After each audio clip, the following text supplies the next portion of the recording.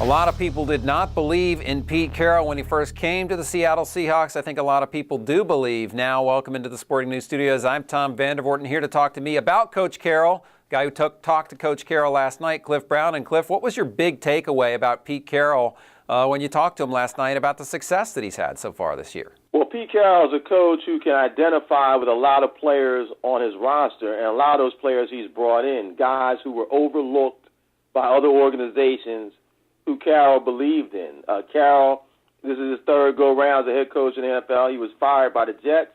He was fired by the Patriots. And he felt if he ever got another job, he would really trust himself and guys that he believed in no matter what anyone else thought.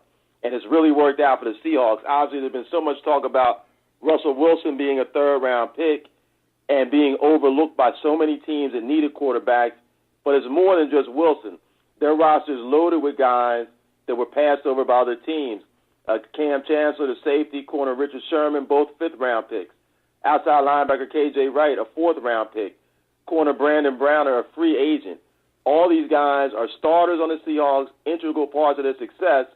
And Carroll believes that both from his recruiting as a college coach and being a guy who he feels can identify competitive players, that this has helped him identify guys like this who really just want an opportunity, and if they got one, would make the most of it. You know, it's interesting, when he came back to the pros from USC, I think a lot of people thought, well, this guy maybe is right for college and not so much for the pros. What's he doing differently now in Seattle that he didn't do in New England and New York? Well, I think Carroll's experience has helped him. He certainly, I believe, has become better at dealing with NFL players. I mean, Carroll's an unusual guy. You know, he's 61.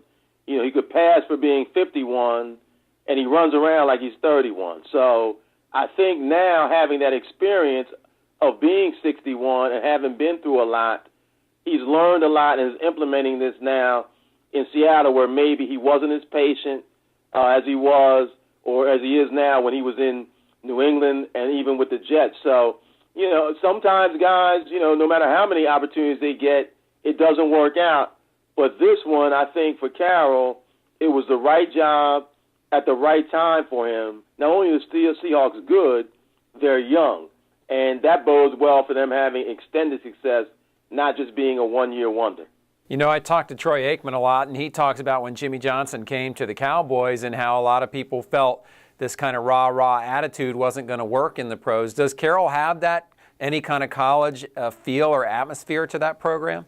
In some ways, yes. I mean, number one, I think he has used the advantage of knowing a lot of guys on his roster from college, from his college days. Some of these guys are guys that he recruited. Some of these guys are people he coached against.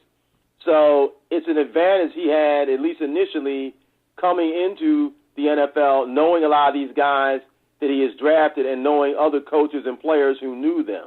Also, I think because it's a young team, the enthusiasm that Carroll has translates well with them.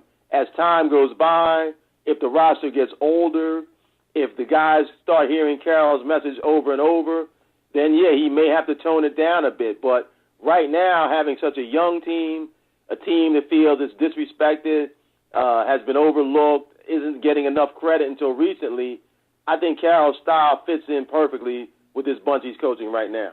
Yeah, absolutely, and certainly no matter what happens in Atlanta, I think you can definitely dub this season a success for the Seattle Seahawks. Cliff, thank you so much for your time once again. Thanks for having me, Tom.